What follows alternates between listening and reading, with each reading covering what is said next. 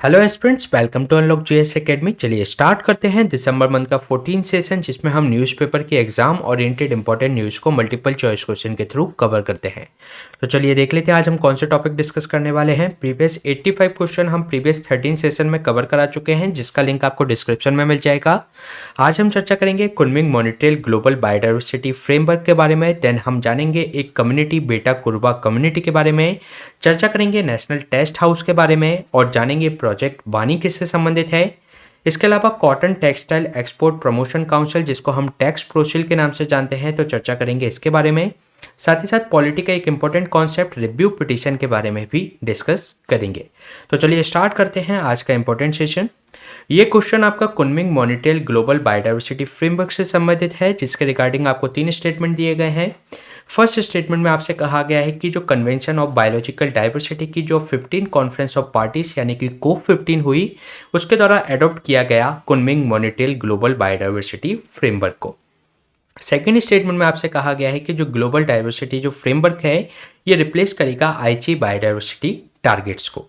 Third statement में आपसे कहा गया है कि जो फ्रेमवर्क के गोल बी है, वे इंश्योर करेंगे जेनेटिक रिसोर्सेज से संबंधित जो भी ट्रेडिशनल नॉलेज है उसको। तो इसके अंतर्गत आपको करेक्ट स्टेटमेंट फाइंड आउट करना है। तो चलिए देख लेते हैं इसका आंसर। इसमें जो फर्स्ट स्टेटमेंट में बात की गई है कि जो UN convention of biological diversity की जो 15 कॉन्फ्रेंस ऑफ पार्टीज जो हुई कोप 15, उसके द्वारा एडॉप्ट किया गया कुनमिंग मॉनिटरियल ग्लोबल बायोडाइवर्सिटी फ्रेमवर्क को, तो ये इसके अंतर्गत करेक्ट स्टेटमेंट है। सेकेंड स्टेटमेंट में जो बात की गई है कि जो ग्लोबल बायोडाइवर्सिटी जो फ्रेमवर्क है रिप्लेस करेगा आईची बायोडाइवर्सिटी टारगेट्स को, जो कि एक्सपायर हो रहे थे 2020 में, ये एक्सपायर हो गए थे, तो इनको ये रिप्लेस करेगा, इसलिए ये करेक्ट स्टेटमेंट है। थर्ड स्टेटमेंट में जो बात की गई है कि गोल बी है फ्रेमवर्क का, वह इंश्योर करेगा जेनेटिक रिसोर्सेज से संबंधित ट्रेडिशनल नॉलेज को, तो ये इसके अंतर्गत रॉन्ग है, क्योंकि ये जो बात की गई है वह गोल सी के द्वारा इंश्योर किया जाएगा, जबकि गोल बी के अंतर्गत जो बायोडाइवर्सिटी के अंतर्गत जो डिक्लाइनमेंट हो रहा है उसको रीस्टोर करने की बात की गई है 2050 तक। इसलिए इस क्वेश्चन का जो आंसर हो जाएगा ए 1 एंड 2 ओनली। चलिए जान लेते हैं अभी इसके रिसेंट कॉन्टेक्स्ट के बारे में। इसमें जो कंट्री या नेशंस के द्वारा एडॉप्ट किया गया इस गोल को, जिसके अंतर्गत 23 टारगेट्स हैं, और ये एक यूएन बायोडाइवर्सिटी एग्रीमेंट के लिए एक लैंडमार्क एग्रीमेंट है, जिसको जो टारगेट्स हैं ये 2030 तक के लिए इंश्योर करेंगे। इसके अलावा जो 15 जो कॉन्फ्रेंस ऑफ पार्टीज है UN convention of biological diversity की, जो Kunming Montreal protocol global diversity framework को इन्होंने एडॉप्ट किया है। इसके अलावा ये एक जो इनका जो मेन ऑब्जेक्टिव है कि एडॉप्ट किया है जो ambitious balanced global biodiversity framework के लिए, जो कि रिप्लेस करेंगे आईची बायोडाइवर्सिटी टारगेट को, जो कि एक्सपायर हो गए थे 2020 में। इसके अलावा अगर हम बात करें, इसके अंतर्गत 4 ओवर आर्किंग ग्लोबल गोल्स रखे गए हैं, जो कि इसके अंतर्गत जो फर्स्ट गोल की अगर हम बात करें, गोल ए के अंतर्गत, जो कि नेचुरल इकोसिस्टम से संबंधित जो एरिया है उसको इंक्रीज करने की बात की गई है 2050 तक, और जो आपकी स्पीसीज हैं, जो उनकी जो एक्सटेंशन जो रेट है, उनको जो रिस्क है उसको 10 टाइम्स उसमें कम करने का प्रयास किया जाएगा, और जो वाइल्ड और डोमेस्टिकेटेड जो एनिमल्स हैं उनकी जो जेनेटिक डाइवर्सिटी है उसको मेंटेन करने का इसके अंतर्गत प्रयास किया जाएगा। इसके अलावा अगर हम गोल बी की बात करें, तो जो बायोलॉजिकल बायोडाइवर्सिटी के अंतर्गत जो डिक्लाइन हो रहा है उसको रीस्टोर करने की बात की गई है 2050 तक।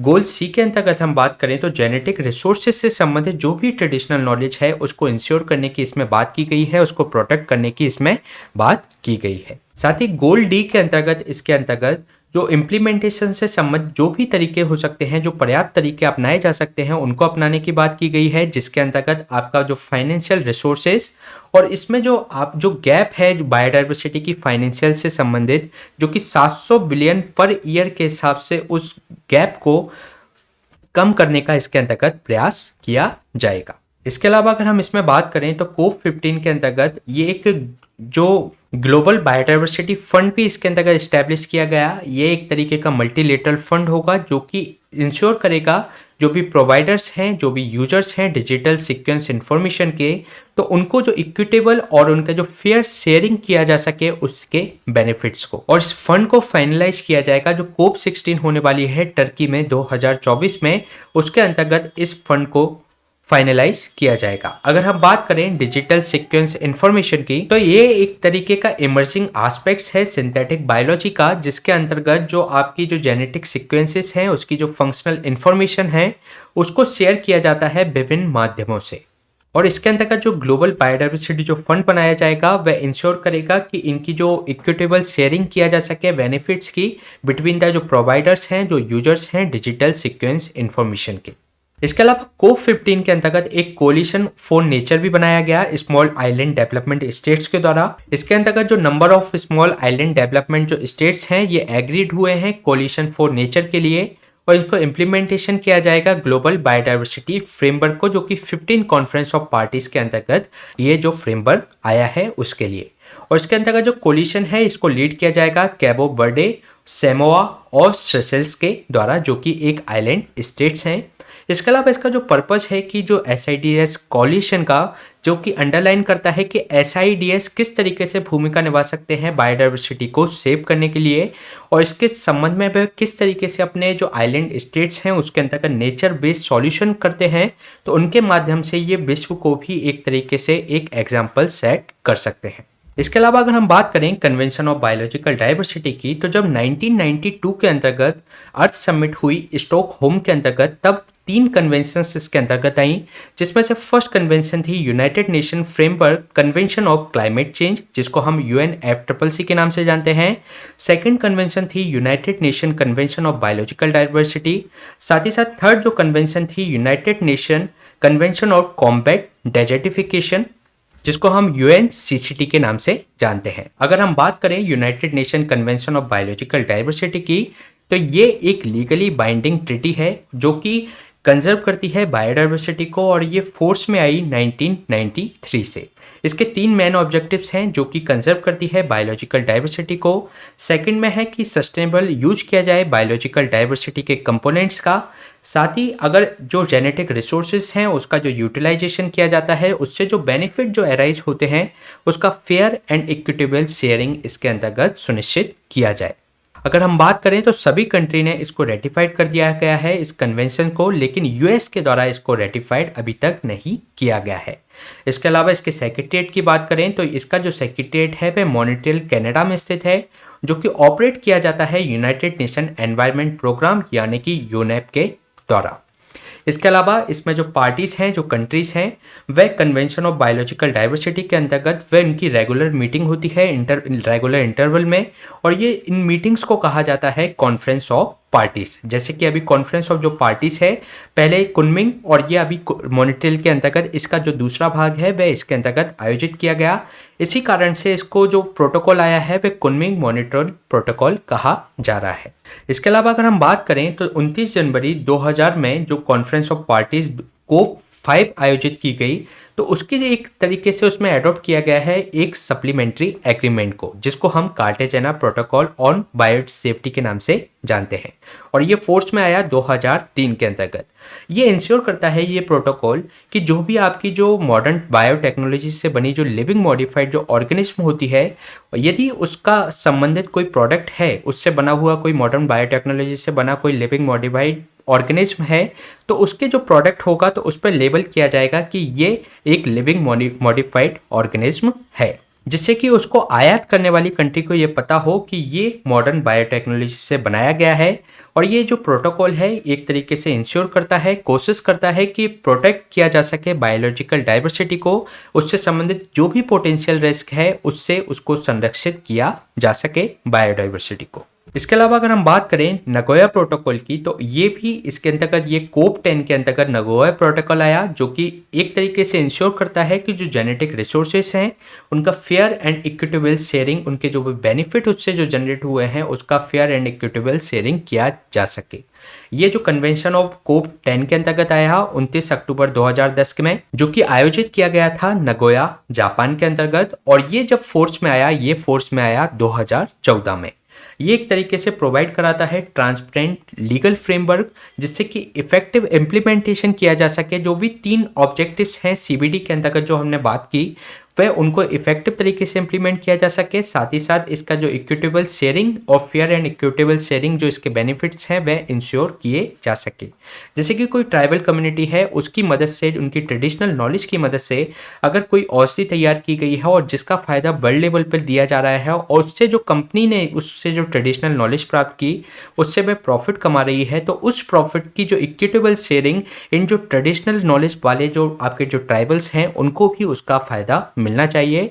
ये इंश्योर करता है नगोया प्रोटोकॉल।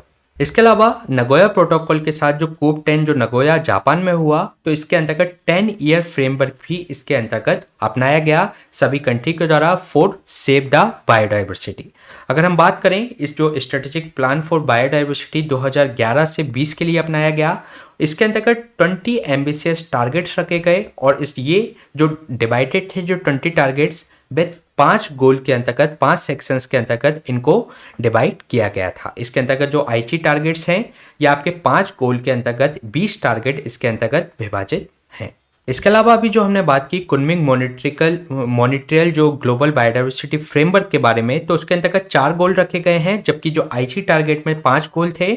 इसके अलावा जो टारगेट्स जो 20 टारगेट्स थे जो अभी जो कुनमिंग मॉनिट्रियल ग्लोबल बायोडाइवर्सिटी जो फ्रेमवर्क आया है उसके अंतर्गत 23 टारगेट्स इसके अंतर्गत अपनाए गए हैं। इसके अलावा अगर हम बात करें तो जो कन्वेंशन ऑफ बायोलॉजिकल जो डाइवर्सिटी है उसके जो कन्वेंशंस के प्रोविजंस को इम्प्लीमेंट करने के लिए भारत ने भी एक बायोलॉजिकल डाइवर्सिटी एक्ट 2002 तैयार किया है।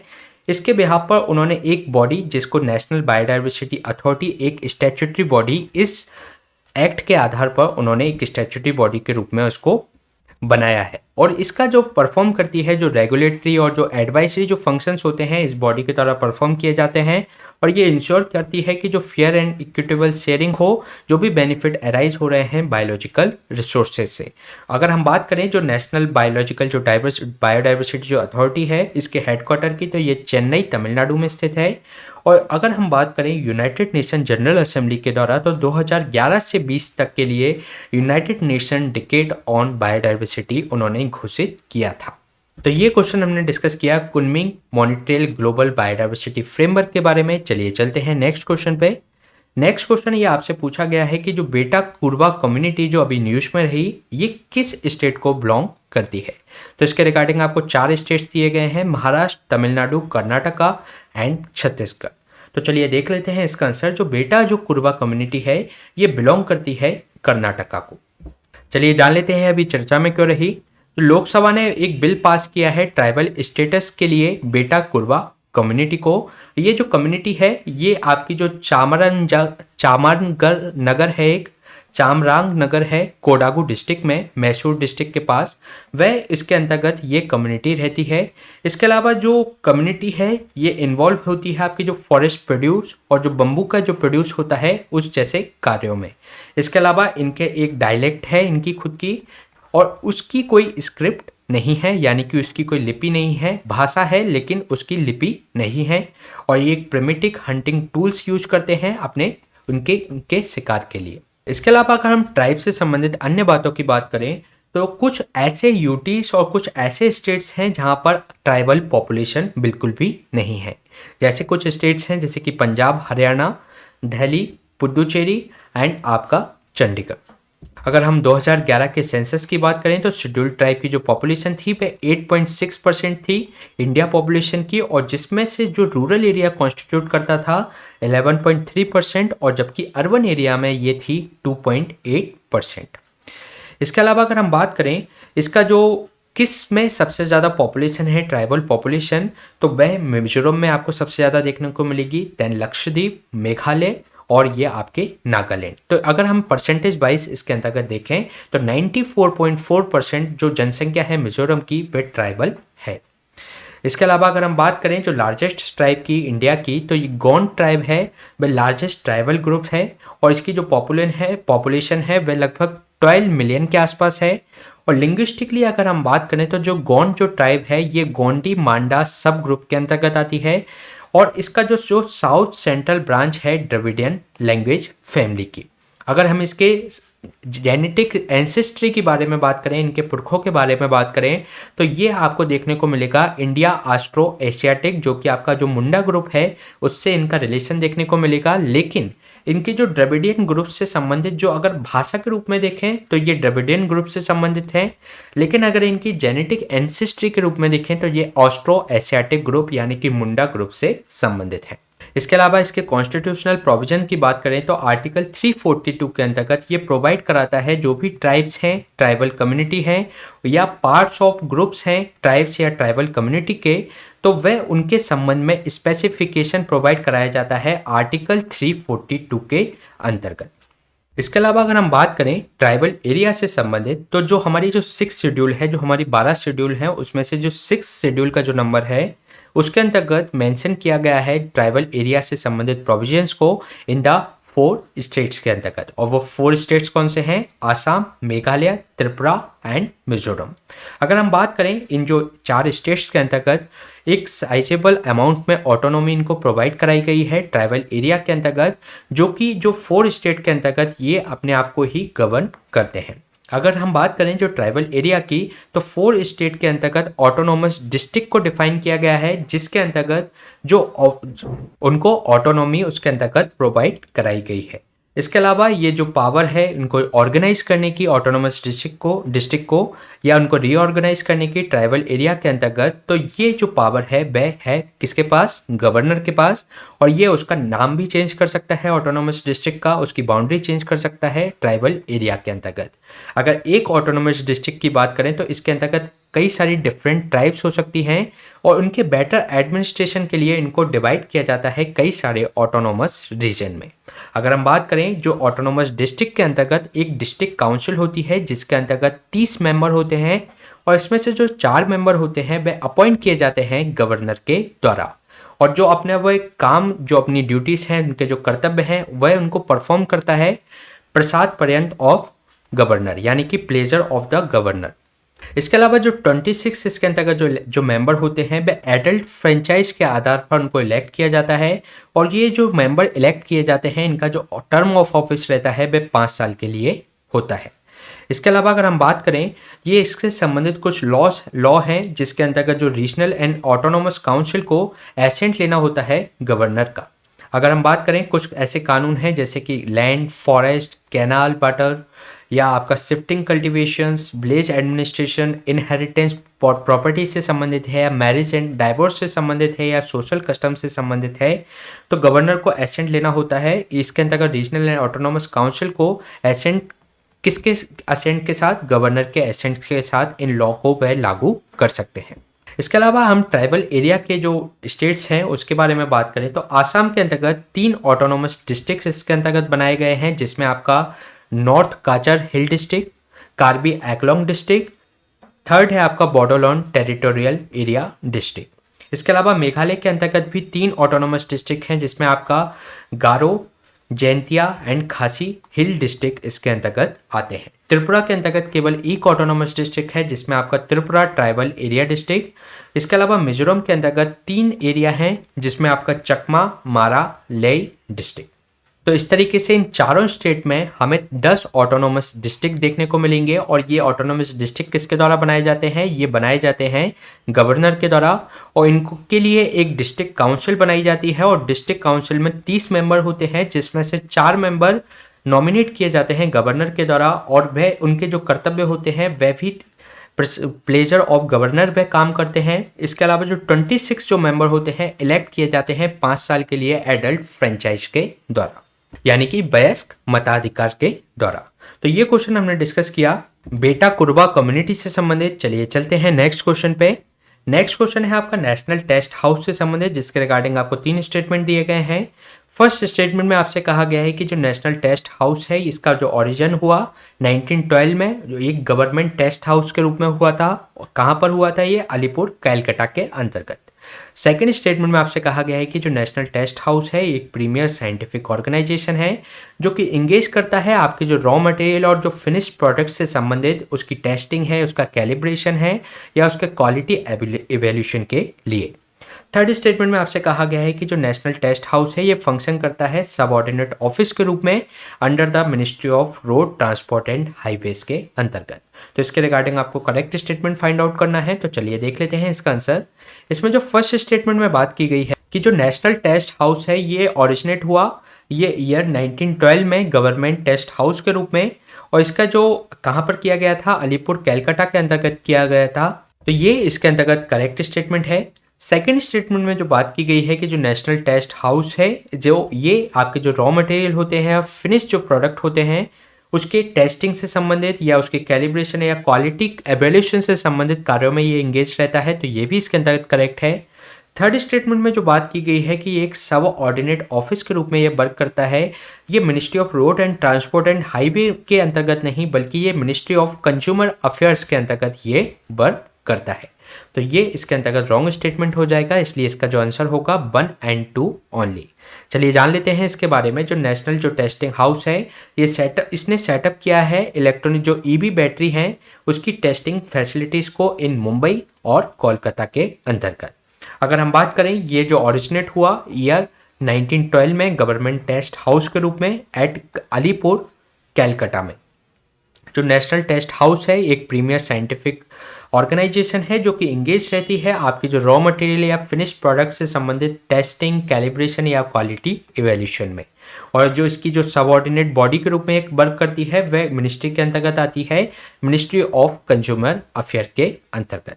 इसके अलावा अगर हम इसके की ऑब्जेक्टिव्स की बात करें तो जो नेशनल जो टेस्टिंग हाउस है इसका फंक्शन है कि इसका जो प्राइमरी ऑब्जेक्टिव है कि जो भी आपकी जो इंजीनियरिंग गुड्स हैं या जो मैन्युफैक्चरिंग जो इंडिजिनस जो मैन्युफैक्चरिंग यूनिट्स हैं उनको असिस्ट करे, साथ ही साथ उनको गाइड करे कि वह क्वालिटी टेस्टिंग उसके अंतर्गत इंश्योर कर सके।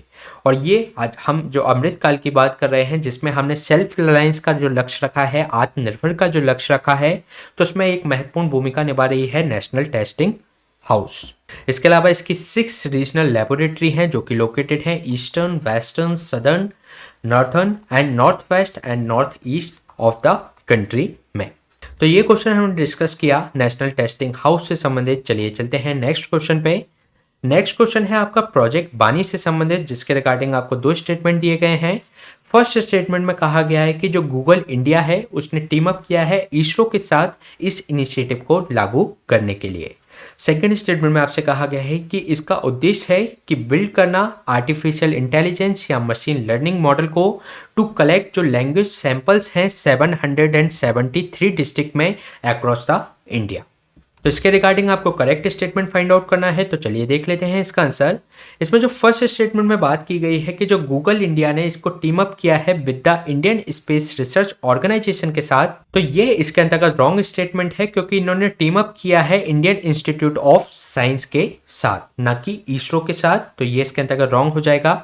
सेकेंड स्टेटमेंट में जो बात की गई है कि इसका जो उद्देश्य है कि आर्टिफिशियल इंटेलिजेंस और मशीन लर्निंग मॉडल को तैयार करना जिससे कि 773 डिस्ट्रिक्ट में अक्रॉस द इंडिया कलेक्ट कर सकें लैंग्वेज के सैंपल्स को। तो ये इसके अंतर्गत करेक्ट स्टेटमेंट है, इसलिए इसका जो आंसर हो जाएगा B2 ओनली। चलिए जान लेते हैं इसके बारे में। जो गूगल इंडिया है उसने टीम अप किया है इंडियन इंस्टीट्यूट ऑफ साइंस के साथ इस इनिशिएटिव को आगे बढ़ाने के लिए। इसका उद्देश्य है कि 773 डिस्ट्रिक्ट के अंतर्गत across the India artificial intelligence और मशीन लर्निंग के मॉडल के साथ ये कलेक्ट करना लैंग्वेज सैंपल्स को। साथ ही साथ ये आर्टिफिशियल जो बेस्ड जो आपकी इंटेलिजेंस बेस्ड जो लैंग्वेज मॉडल होंगे जो कि अंडरस्टैंड कर पाएंगे जो डाइवर्स इंडियन जो लैंग्वेजेस हैं, जो आपके जो डायलेक्ट्स हैं उनको। इसके अलावा इसका जो पोटेंशियल यूज किया जा सकेगा इन डेटा सेट्स का कि इससे संबंधित जो एप्स तैयार किया जा सके, उससे संबंधित जो हेल्थ है, एग्रीकल्चर है और जो फाइनेंशियल इंक्लूजन से संबंधित अगर हमें उस क्षेत्र में कोई उस भाषा के रूप में या उस भाषा के जरिए उसमें इन योजनाओं को पहुंचाना है, हेल्थ से संबंधित, एग्रीकल्चर से संबंधित या फाइनेंशियल इंक्लूजन से संबंधित, तो वह हम आसानी से पहुंचा सकते हैं। इसके अलावा एक पीएम बानी स्कीम और चल रही है, उससे आप इसको कंफ्यूज नहीं कीजिएगा। एक पीएम जो बानी है और ये वाली हमने बात की वह पीएम बानी है। तो ये जो पीएम बानी है इसका जो फुल फॉर्म है वह वाईफाई एक्सेस नेटवर्क इंटरफेस है, जिसके अंतर्गत ये प्राइम मिनिस्टर के द्वारा इसको शुरुआत की गई थी। और ये जो डिपार्टमेंट ऑफ टेलीकॉम के द्वारा इसको इस्टेब्लिश किया जा रहा है, जो कि शेयर जो वाईफाई नेटवर्क है, जो पब्लिक डेटा ऑफिसेज जो एग्रीगेटर्स हैं उनके द्वारा वाईफाई नेटवर्क्स को, शेयर्ड नेटवर्क्स को प्रोवाइड कराया जाएगा। तो ये जो वाईफाई के लिए जो स्कीम है ये है पीएम वानी, और जो हमने अभी बात की वह पीएम वानी स्कीम है, जो कि आर्टिफिशियल इंटेलिजेंस और वो जो मशीन लैंग्वेज, जो मशीन लर्निंग से संबंधित लैंग्वेज डायलेक्ट्स को आपको 773 डिस्ट्रिक्ट में आपको वह कलेक्ट करना है। तो ये बानी से संबंधित है और ये चलाई जा रही है गूगल इंडिया और जो आपका इंडियन इंस्टीट्यूट ऑफ साइंस है उसके द्वारा। तो इन दोनों को ध्यान रखिएगा। इसके अलावा आप चलते हैं सेकंड क्वेश्चन पे, जिसके अंतर्गत आपसे ये पूछा गया है कि जो cotton textile export promotion council यानी कि टैक्स प्रोसिल के संबंध में आपसे ये क्वेश्चन है, जिसके रिगार्डिंग आपको 3 स्टेटमेंट दिए गए हैं। फर्स्ट स्टेटमेंट में आपसे कहा गया है कि एक central public sector undertaking engage है, जो कि आपके इस तरीके से जो डाइवर्स एक्टिविटीज़ हैं, ट्रेड से संबंधित, जो टेक्सटाइल के कॉटन से संबंधित, उसके एक्सपोर्ट से संबंधित या उसकी खरीदारी से संबंधित ये वर्क करता है। सेकेंड स्टेटमेंट में आपसे कहा गया है कि जो टैक्स प्रोसिल है ये असिस्ट करता है गवर्नमेंट को बायलैटरल नेगोशिएशंस करने के लिए, जो कि आपकी जो डोमेस्टिक पर्सपेक्टिव से भी संबंधित ये वर्क करता है। थर्ड स्टेटमेंट में आपसे कहा गया है कि ये जो काउंसिल है ये प्रमोट करती है एक्सपोर्ट ऑफ रॉ कॉटन्स और जो आपकी बुनी हुई जो कॉटन होती है, जो निटेड जो फैब्रिक्स होते हैं, साथ ही साथ टेक्निकल टेक्सटाइल्स को भी। तो इसमें आपको करेक्ट आंसर फाइंड आउट करना है। तो चलिए देख लेते हैं इसका आंसर। इसमें जो फर्स्ट स्टेटमेंट में बात की गई है कि ये एक सेंट्रल पब्लिक सेक्टर अंडरटेकिंग है जो कि इंगेज है आपकी जो trade, procurement and export of cotton में। तो ये आपके पब्लिक सेक्टर अंडरटेकिंग्स नहीं है बल्कि एक ऑटोनॉमस काउंसिल है। तो ये पब्लिक सेक्टर अंडरटेकिंग्स के अंतर्गत नहीं आती, इसलिए ये रॉन्ग स्टेटमेंट हो जाएगा। सेकेंड स्टेटमेंट में जो बात की गई है कि जो टैक्स प्रोसिल है ये असिस्ट करती है गवर्नमेंट को बायलैटरल नेगोशिएशन के लिए, साथ ही साथ जो डोमेस्टिक पर्सपेक्टिव के लिए उनको टेबल पे लाने के लिए। तो ये भी इसके अंतर्गत करेक्ट स्टेटमेंट है। थर्ड स्टेटमेंट में जो बात की गई है कि जो काउंसिल है प्रमोट करती है एक्सपोर्ट ऑफ जो रॉ कॉटन्स होता है, जो वूवन और जो नेटेड जो फैब्रिक्स होते हैं, जिसके अंतर्गत टेक्निकल टेक्सटाइल्स के लिए भी ये वर्क करता है, उसको एक्सपोर्ट करने के लिए ये प्रयास करता है। तो ये भी इसके अंतर्गत करेक्ट है, इसलिए इसका जो आंसर हो जाएगा 2 और 3 ओनली। चलिए जान लेते हैं इसके बारे में। अभी हुआ क्या है, cotton textile export promotion council के द्वारा, जिसको हम टैक्स प्रोसिल के नाम से जानते हैं, इसके द्वारा कॉटन कॉरपोरेशन ऑफ इंडिया के साथ ये साइन किया है एमओयू ब्रांडिंग के लिए। जो ट्रेसेबिलिटी है, जो आपकी कस्तूरी जो कॉटन हमने ब्रांड तैयार किया है इंडिया का, उसके लिए एमओयू साइन किया है इन दोनों बॉडी के द्वारा। अगर हम बात करें जो cotton textile export promotion council की, तो ये एक फर्स्ट काउंसिल है जो कि सेटअप की गई थी आफ्टर द इंडिपेंडेंस 1954 में, एक ऑटोनोमस नॉन प्रॉफिट बॉडी के रूप में, जिसका वर्क है ये डेडिकेटेड है जो एक्सपोर्ट टू द कॉटन के लिए। और जो कॉटन जो टेक्सटाइल एक्सपोर्ट प्रमोशन काउंसिल है इसको टैक्स प्रोसिल के नाम से जाना जाता है। इसके अलावा ये जो वर्क करती है इंडियन गवर्नमेंट के साथ एक्सपोर्ट प्रमोशन पॉलिसीज बनाने में, जो और इंडस्ट्रियल डेटा है उसकी जो संबंधित जो टैक्सेस हैं, जो भी उससे संबंधित जो डॉक्यूमेंट्री जो एविडेंस होते हैं वह उनको प्रोवाइड कराने में मदद करती है। साथ ही ये असिस्ट करती है बायलैटरल नेगोशिएशंस के लिए भी।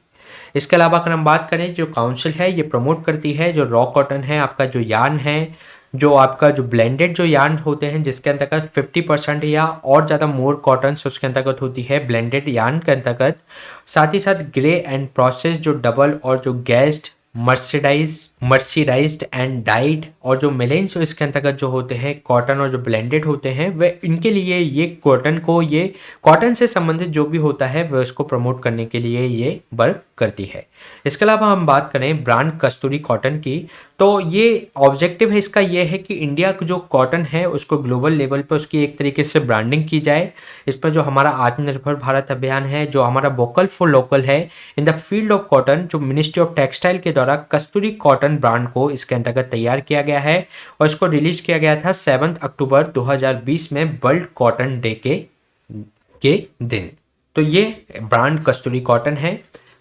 तो ये क्वेश्चन हमने डिस्कस किया टैक्स प्रोसिल से संबंधित। चलिए चलते हैं नेक्स्ट क्वेश्चन पे। नेक्स्ट क्वेश्चन है आपका रिव्यू पिटीशन से संबंधित, जिसके रिगार्डिंग आपको 3 स्टेटमेंट दिए गए हैं। फर्स्ट स्टेटमेंट में आपसे कहा गया है कि एनी पर्सन, जो भी इसके अंतर्गत जो पर्सन कोई भी किसी भी तरीके की रिव्यू पिटीशन दायर कर सकता है और ये लगभग उसी उनके द्वारा ही आमतौर पर उन्हीं जजेस के द्वारा सुनी जाती है जिनको ये ओरिजिनली जिन्होंने इसका वर्डिक्ट दिया था। सेकंड स्टेटमेंट में कहा गया है कि कॉन्स्टिट्यूशन के अंतर्गत ये ओनली ग्राउंड इसके अंतर्गत दिया गया है कि किसी भी तरीके का कोई न्यू एविडेंस आता है तो वह इसके अंतर्गत रिव्यू पिटीशन के अंतर्गत सुना जाएगा, जो कि याचिकाकर्ता द्वारा पहले प्रस्तुत नहीं किया जा सका था। थर्ड स्टेटमेंट में कहा गया है कि जो रिव्यू पिटीशन है ये आपको विद इन द 30 डेज जो डेट ऑफ जजमेंट होती है उसके अंतर्गत ही इसको दायर किया जाना चाहिए और इसके अलावा और कोई रेमेडी इसके अंतर्गत रिव्यू पिटीशन के बाद किसी और प्रकार का उपचार याचिकाकर्ता को उपलब्ध नहीं होता। तो इसमें आपको ध्यान दीजिएगा, इसमें आपको इनकरेक्ट आंसर फाइंड आउट करना है। तो चलिए देख लेते हैं इसका आंसर। इसमें जो फर्स्ट स्टेटमेंट में बात की गई है कि इसके अंतर्गत कोई भी पर्सन, चाहे वह उस याचिका से संबंधित हो या ना हो, कोई भी पर्सन इसके अंतर्गत याचिका दायर कर सकता है और ये उन्हीं जजेस के द्वारा ये सुनी जाती है जिन्होंने इसका ओरिजिनल वर्डिक्ट दिया था। तो ये इसके अंतर्गत करेक्ट स्टेटमेंट है। सेकेंड स्टेटमेंट में जो बात की गई है कि जो कॉन्स्टिट्यूशन के अंतर्गत ये उसमें एक ही ग्राउंड ऐसा दिया गया है, केवल वही ग्राउंड है जिसके अंतर्गत ऐसा कोई नया एविडेंस आ गया हो जिसको याचिकाकर्ता पहले प्रस्तुत नहीं कर सका था। तो ये इसके अंतर्गत रॉन्ग है, क्योंकि इसके अंतर्गत और 3 कारणों को भी इसके अंतर्गत सुप्रीम कोर्ट के द्वारा बताया गया है। तो इसमें केवल एक यही कारण नहीं है।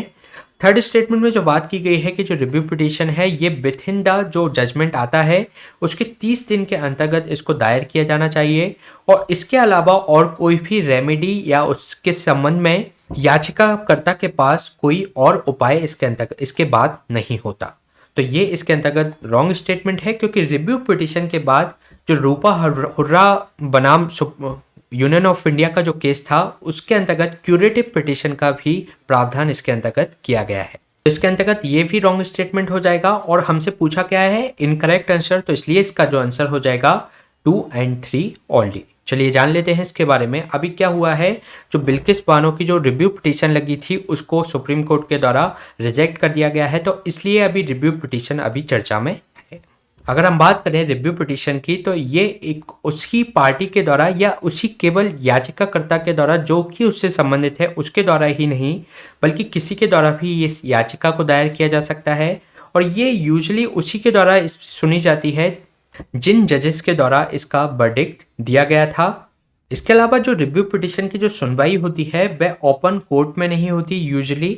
साथ ही साथ इसमें जो लॉयर्स होते हैं वह ओरली वे उसमें आर्ग्यूमेंट नहीं करते बल्कि उनको रिटन सबमिशन जजेस के समक्ष देना पड़ता है रिव्यू पिटीशन के अंतर्गत।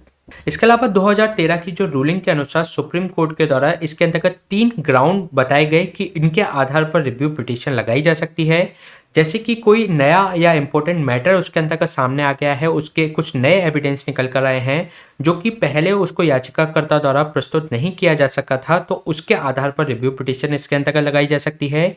इसके अलावा कोई मिस्टेकली कोई एरर हो गई है डिसीजन देने में तो उसके आधार पर इसमें याचिका लगाई जा सकती है। इसके अलावा तीसरे के अंतर्गत कोई एनी अदर जो सफिशिएंट रीजन है वह इसके अंतर्गत शामिल किया जा सकता है, लेकिन इसके अंतर्गत जो एनी अदर जो रीजन की जो बात की गई है वह भी जो फर्स्ट और जो सेकंड रीजन की हमने बात की उससे ही संबंधित होने चाहिए, किसी भी आर्बिट्री रूप से ये रिव्यू पिटीशन दायर नहीं की जा सकती। इसके अलावा अगर हम बात करें रिव्यू पिटीशन की तो ये आपको जब जिस दिन जजमेंट आता है उसके विद इन द 30 डेज में ही आपको इसमें रिव्यू पिटीशन दायर करनी होती है। और इसके अलावा अगर ये भी जो 30 डे की जो लिमिट है वह एक्सेप्ट इसके अंतर्गत उन मामलों पे ये लागू नहीं होती जैसे कि आपकी डेथ पेनल्टी है, उससे संबंधित कोई रिव्यू पिटीशन है, उसके लिए ये जो 30 डेज की जो लिमिट है वह इसके अंतर्गत लागू नहीं होती।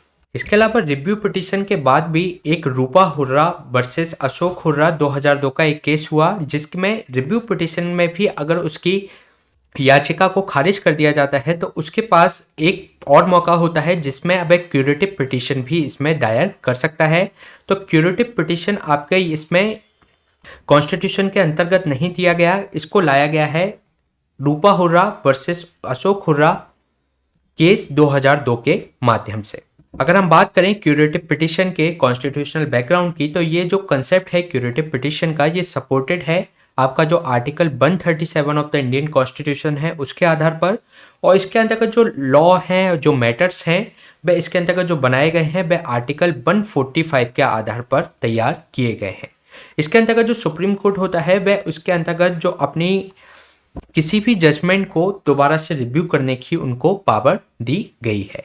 इसके अंतर्गत ये इस तरीके की जो पिटीशन है जो कि फिल की जानी चाहिए आपकी 30 डेज, जो कि आपकी जो रिव्यू पिटीशन है वह आपकी खारिज कर दी गई है, तो उसके बाद के 30 दिन के भीतर उसके अंतर्गत क्यूरेटिव पिटीशन लगाई जा सकती है। इसके अंतर्गत हम प्रोसीजर की अगर बात करें तो जो क्यूरेटिव पिटीशन होती है यह आफ्टर द रिव्यू जो प्ली आपकी दायर की जाती है उसके बाद की जाती है। इसके अलावा इसके जो पिटिशनर है वह इस्टेब्लिश करता है कि वह इसका जो प्रिंसिपल ऑफ जो नेचुरल जस्टिस है वह उसका हनन किया गया है। और ये जो प्रावधान है क्यूरेटिव पिटिशन का, ये rare of the rare case में ही ये सुनी जाती है। ये एक रेगुलर प्रक्रिया नहीं है बल्कि रेयर केसेस के आधार पर इस क्यूरेटिव पिटिशन को सुना जाता है। जो क्यूरेटिव पिटिशन होती है ये फर्स्ट उस बेंच पर सर्कुलेट की जाती है जो 3 सीनियर मोस्ट जजेस होते हैं उनके पास, साथ ही साथ जिन्होंने उससे कंसर्न जो जजेस होते हैं जिन्होंने रिव्यू पिटिशन भी सुनी है इसकी, तो उससे कंसर्न जो जजेस होते हैं इनके पास ये इस याचिका को पहुंचाया जाता है। और जो मेजॉरिटी ऑफ जजेस के द्वारा ये डिफाइन किया जाता है कि इसको सुना जाना चाहिए, इसको लिस्ट किया जाना चाहिए या नहीं। अगर मानते हैं कि इसको सुना जाना चाहिए तो उसकी सुप्रीम कोर्ट की जो हियरिंग की जो लिस्ट होती है उसको सेम बेंच के सामने उसको लिस्ट कर दिया जाता है। साथ ही साथ इस कंसिडरेशन के दौरान जो क्यूरेटिव पिटिशन की जब कंसिडरेशन चल रहा होता है सुप्रीम कोर्ट के अंतर्गत, तो कोई सीनियर काउंसिल जो कि एमिकस जो क्यूरी होता है, जो कि एक तरीके से कोर्ट का मित्र के रूप में जाना जाता है, तो उससे भी इसके अंतर्गत सजेशन लिया जा सकता है सुप्रीम कोर्ट के द्वारा, बेंच के द्वारा। इसके अलावा जो क्यूरेटिव पिटिशन है ये यूजुअली डिसाइड करती है, मतलब इसको चैम्बर में ही लगभग सुना जाता है, ओपन कोर्ट में इसकी सुनवाई नहीं होती जब तक इस तरीके की कोई स्पेसिफिक रिक्वेस्ट नहीं की गई हो। इसके अलावा अगर हम बात करें तो इसका जो ग्राउंड ऑफ जो रिजेक्शन होता है कि इस तरीके का ऐसा इवेंट है जो बेंच ने अगर उनको किसी भी स्टेज पे ऐसा लगता है कि इसका कोई मेरिट नहीं है इसको सुने जाने का, तो वह उसको पिटिशनर की उस याचिका को खारिज कर सकती है और उस पर जो पिटिशनर है उस पर पेनल्टी इम्पोज उसके द्वारा की जा सकती है। तो ये क्वेश्चन हमने डिस्कस किया रिव्यू पिटिशन से संबंधित। इसी तरीके के सेशन हम आपके बीच में लाते रहेंगे। आप हमसे इस टेलीग्राम चैनल से भी जुड़ सकते हैं। Please stay tune and subscribe the unlock GS academy. Thank you.